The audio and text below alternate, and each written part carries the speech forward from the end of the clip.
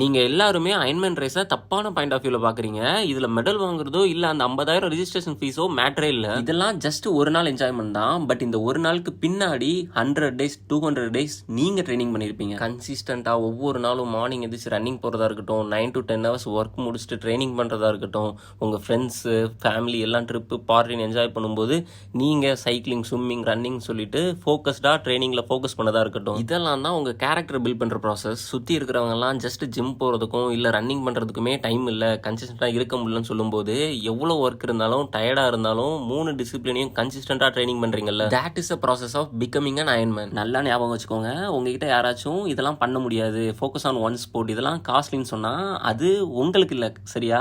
அது அவங்களோட லிமிட். உங்களோட லிமிட்டையும் கேப்பபிலிட்டியும் டிசைட் பண்ண வேண்டியது ஒரே ஒருத்தர் தான். அது நீங்க தான். அயன்மேன் முடிச்சவங்கலாம் ஸ்பெஷல் பீப்புளும் இல்ல. 2 to 3 இயர்ஸ் நீங்க டெடிகேட்டடா ட்ரெய்னிங் பண்ணாதான் அயன்மேன் முடிக்க முடியும்னு இல்ல. ஜஸ்ட் கன்சிஸ்டன்ட்டா டெய்லியும் show up to the train. இந்த ஒரு ஹேபிட்டை மட்டும் பில்ட் பண்ணிட்டீங்கன்னா அயன்மேன் மட்டும் இல்ல, லைஃப்ல எதை வேணாலும் அச்சீவ் பண்ண முடியும். Trust yourself, do what you love. நாளைக்கு இன்னொரு வீடியோல பார்க்கலாம். see you guys.